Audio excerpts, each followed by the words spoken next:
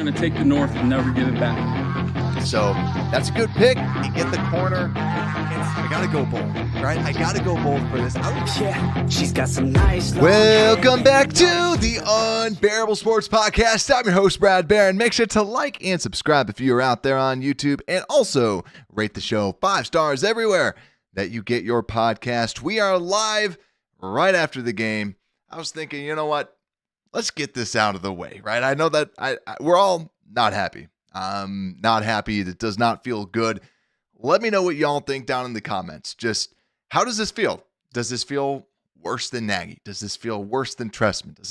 How does this feel? Because this should have been a game, like we talked about, that we should have been able to win this game. And this is not a good team. And we walk away when we look at the offensive production.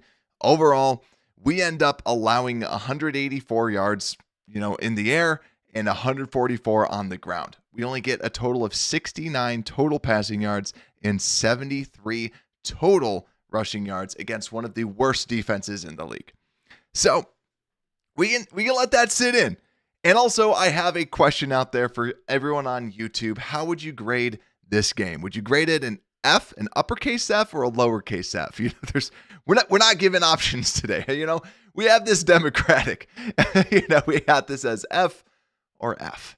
But yeah, we got Taco Man saying ugly, and also what's good, my friend. And Michael, how are you doing, man? Saying I've gone from bad to numb. I don't feel right. I feel like that's the thing. And I think what's hard is for me, my son. Like I've told you, he's becoming a Bears fan. He's experiencing the Bears and comes downstairs after his nap, and he's just like, why are they losing again?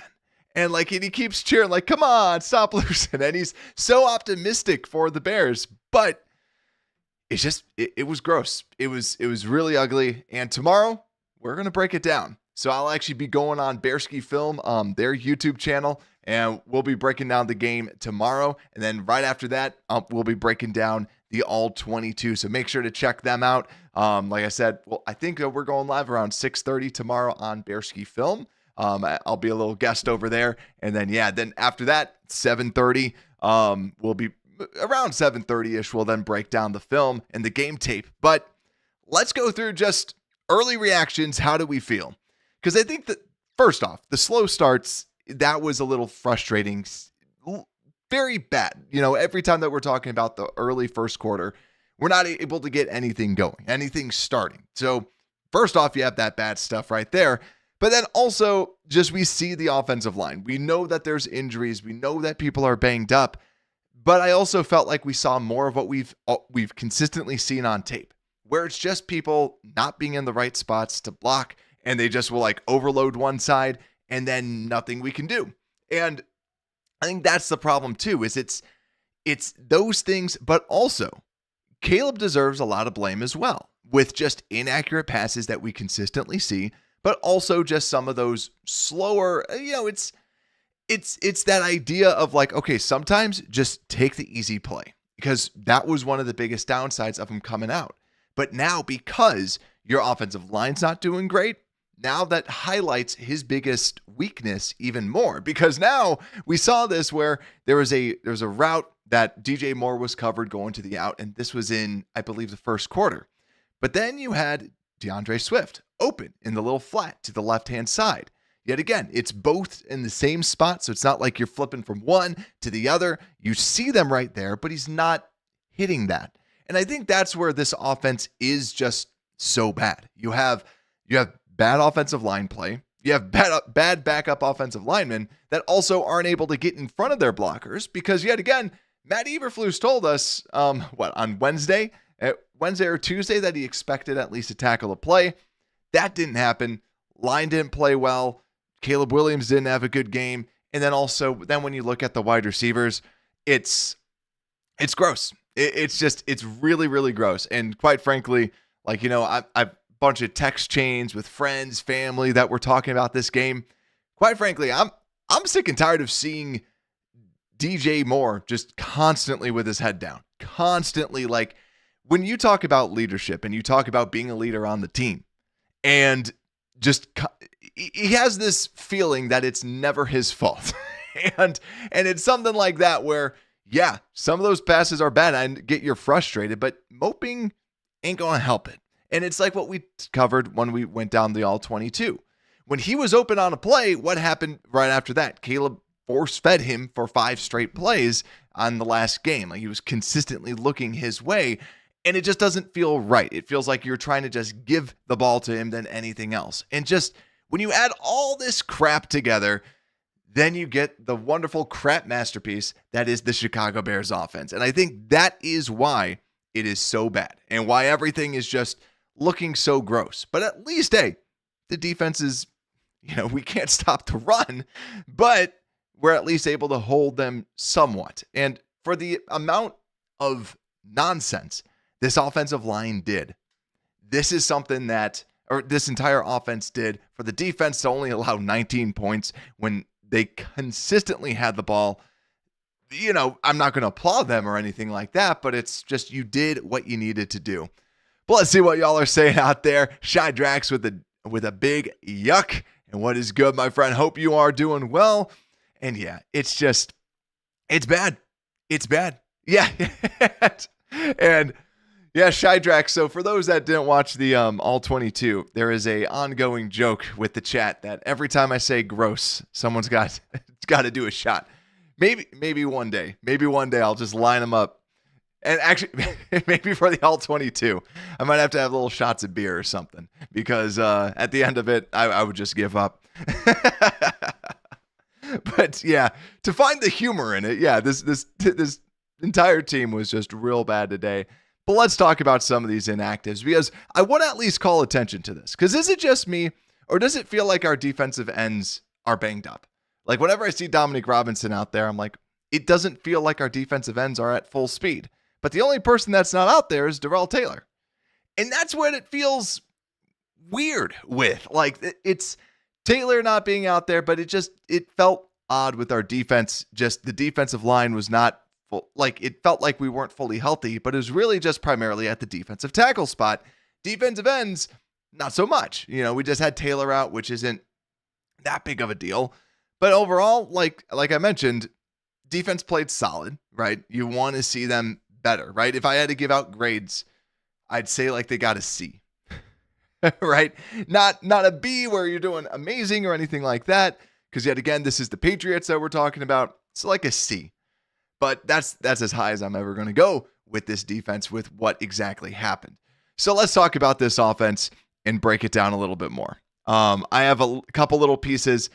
And it was something, and actually another injury, because we always like to go through the inactives. Tevin Jenkins going down early. That is definitely something for us to watch out for. Hopefully it's just like an ankle sprain or something like that. We'll just keep our ears open to hear what potentially that injury might be, because yet again, Tevin Jenkins has been your most consistent offensive lineman that you've had on this team. And the hardest part is I don't really feel like you need to pay him, because if he's commanding more, this is, I feel, a situation where Tevin Jenkins, the player, does not deserve top dollar in the guard market. Do I think he's going to get top dollar in the guard market? No. But would he probably ask for that? Maybe, just because when you look at how he's blocked, you look at the tape, watch it, look at the PFF grades. Even Tevin Jenkins has been good, but he's been banged up. So that's why I think in the open market, he's going to probably get less than what he expected. So we'll see what ends up happening there, but let's talk about the offense. Because one thing I want to call out, which Bears fans have not said in years, before Luke Getsy, was where did our screens go? Because, I'm not calling for like a million screens, but something that I've just noticed, and we noticed this during the tape review, is that they used to call screens a lot more. And now we're just simply not seeing this. And now we're seeing longer developing plays, and it's just not working. It's just simply not working. And that's something that does not seem to be looking too great out there. But also, too, some other pieces, like we said, it's just the first drives. And this is what bad teams do, is that we're moving the ball. Yeah, we're moving the ball down, but then we get stopped like midway through. And that is the problem, because just bad things end up happening, where the first drive, things were, halfway decent. And then right after that, we had Caleb Williams hold on to the ball, because remember, we got it in really good field position. So then we had just like an okay run, nothing spectacular. Then right after that, Caleb held it on a little bit too long, and that was on him. He should have been able to get that ball out, and then Rome drops it. That's what we do. That's what bad teams do, is we do just that. So that's where it's a little bad. And that's why also Shy Drax right now is taking a shot of bourbon. So this is what the Bears do. Also, I gotta ask, what type of bourbon? If you would suggest it to the chat. But also, yes, hit the like. And also, I agree with you, Taco Man. When we were running screens, you kind of saw it coming. Like the screen to DJ Moore. He's flying out to the outside. And then also on that as well, that's actually my next piece, is then you have Keenan Allen. Like we've seen on tape, Keenan Allen is not a great blocker. He does not want to be blocking. On that screen, it actually could have potentially worked if Keenan turned his head around and just simply got the guy that was in front of him. Instead, what we ended up seeing is, Caleb did a good job there getting the ball out exactly where he needed it to be. But then the ball, that after the fact, Keenan just simply was not making his block. Because of that, nothing. And yeah, the drops, heartbreaking, and Shy Drax saying Buffalo Tracer. Yeah, Buffalo Trace is some good stuff. Yeah, I agree. But I'm a smoky whiskey guy. Like a smoky Scotch guy. I was like I'm that guy that likes to have that like high peat, high smoke type of whiskey. So yeah, but let's see what else we got out there from this offense. Yeah, might have to be drinking. And then after that, let's see, second drive, sack. Yet again, we could have had a field goal. Instead, the sack knocks us out of field goal range. But then also Keenan, bad blocking. Yep. Then there's a couple plays on the outside, not great. And then also, yet again, we're just not seeing Cole Kmet get incorporated. Because when we look at the stats overall, we have if we look at it overall, Caleb Williams, 16 of 30, 120 yards, 9 total sacks. And then next, we have the receiving, where Keenan Allen ends up leading the team, 5 catches, 44 yards. DJ, 6 targets, only 3 catches. Rome, 6 targets, 3 catches. Cole Kmet, 4 targets, only 2 catches. It's just the ball was not getting out. The ball was not getting out fast enough, and the pressure was just nonstop, just absolutely relentless. We did not have an answer for it. So ultimately, here we are with a total of 9 different sacks. And yet again, this is another game where the running game, it's not going insane. And here's the other thing too. I don't blame DeAndre Swift for a lot of this stuff either. Yes, there's a couple plays that he's trying to bust it outside. But ultimately, like, it was towards the end of the game, he tries doing that, just didn't work out. But the other piece too is another thing that makes me a little frustrated. I like Roschon Johnson. I was born in Austin, Texas. I am a Texas Longhorn fan when it comes to college teams. And when it boils down to it, I don't love the idea of Roschon Johnson being out there. Why? Because DeAndre Swift is one of those players that is actually fighting on every single play. Because, do I still like paying running backs gobs of money? No. But do I respect the crap out of them for constantly fighting, even when the game's out of reach? Yes. And that's something that I think gets a little lost. When you see somebody fighting and when you see somebody promoting your culture of what you want, someone who has not given up yet, DeAndre Swift is consistently fighting. Give him more rep. Give him the chance at the end of the game, like little dump-offs, and have him try and do that because that's what he wants to do. That's what he wants to try and do. So, like what? It's not Roschon Johnson versus DeAndre Swift blocking that's causing this big issue. It's your offensive line that's just letting people through like what toilet paper. That's exactly what this line is doing. It's not necessarily a blocking running back's fault. So that's ultimately why. But then also Taco Man, good piece saying, can someone tell Caleb to throw where the pressure is coming from? This is also where I think even like when you see some of the routes, we have these longer developing routes and we don't really have a lot of these quick routes as well. And I think that's something too, where I blame like a Shane Waldron, because I know when we're watching the tape, there's a lot of times when pressure's coming and everyone's got their backs turned. And yeah. And also, where are these slants? I thought that this scheme was going to have a lot of slants. I don't really see a lot of those happening as well, because that helps with people trying to blitz. Because, hey, they know that they can get into the face of the quarterback. So, yeah, I just think that there's so much that needs to be done, and we're going against the Packers next week. Let me know if you're going to watch next week, because, yeah, it's going to be tough. It's going to be tough. But overall, offense, yeah, just not good. Just not good. But the defense is at least like okay, like we said. And when we look at the defensive stats, nothing crazy jumps out except for TJ Edwards getting a whopping 13 tackles and Kevin Byard with 11. Kevin Byard dropped it. And also, one thing that we talked about that was a key to this game was taking advantage of Drake May's mistakes. We did have at least 2 dropped interceptions, one from Kevin Byard. Still would have been a good, really good play, but also from Elijah Hicks. Not saying that our offense would be able to score off of those, but still it's a couple missed opportunities that the defense had. And also when we look at it, only 1 sack from Jacob Martin, but also kudos to Javon for creating this pressure. But also keep in mind, this is not a good offensive line. We only came away with 1 sack. I want to watch the tape because it's not just about the sacks. It's about how many pressures we have out there. But ultimately, 7 total quarterback hits. I thought it was okay, but it just felt like this line, felt like Montez Sweat wasn't fully healthy. Still just was trying to get back. But yeah, it's not good.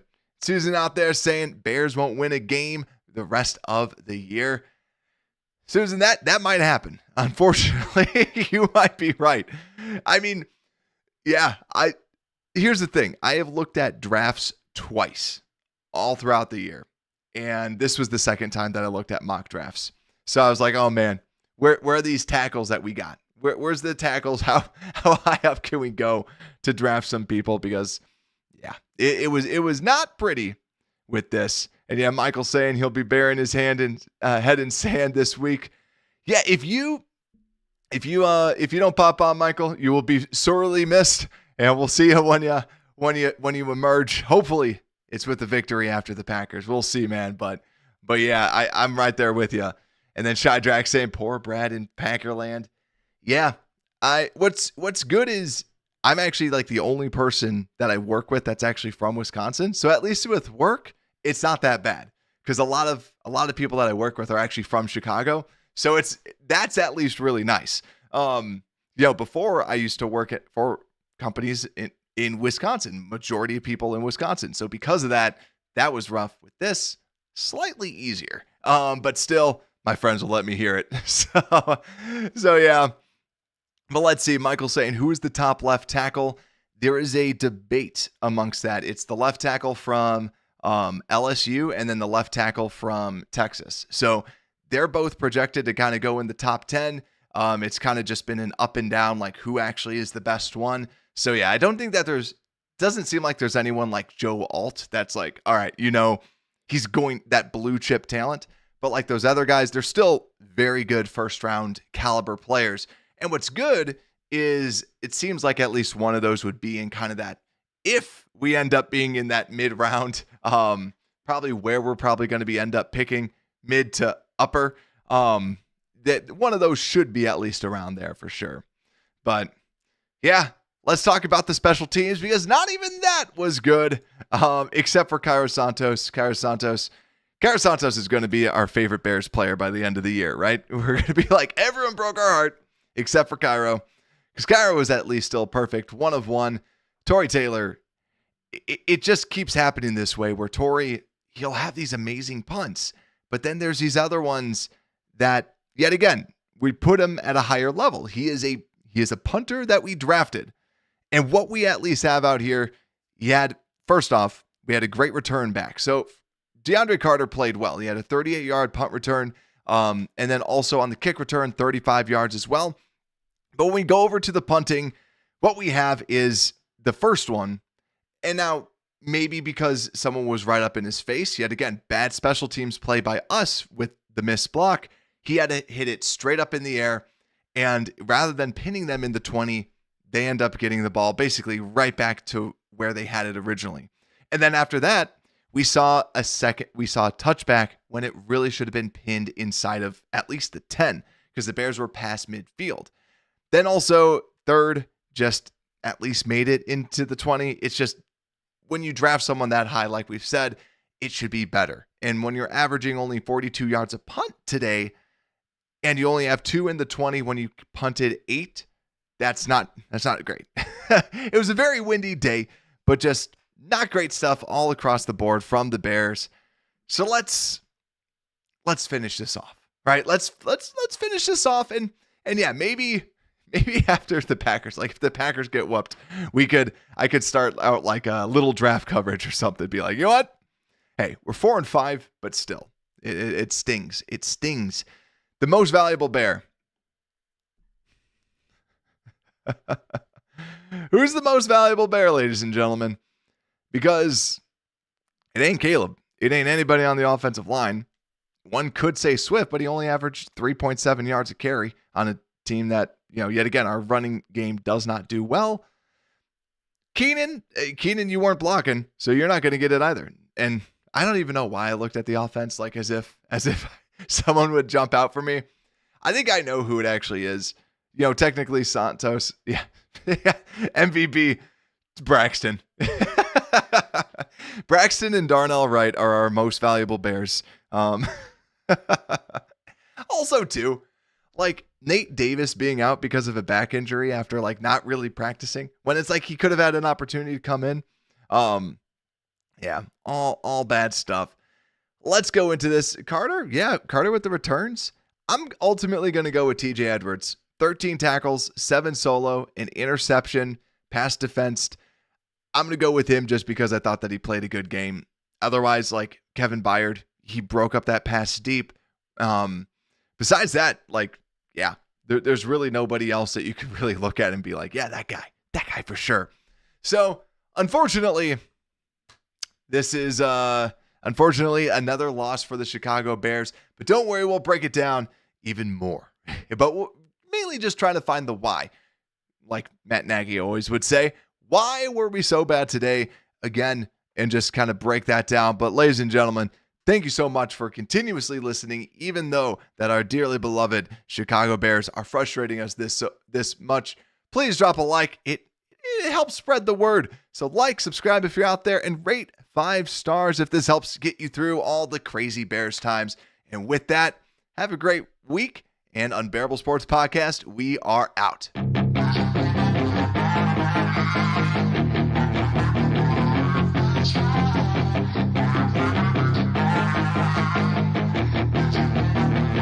Yeah, she's got some nice long hair and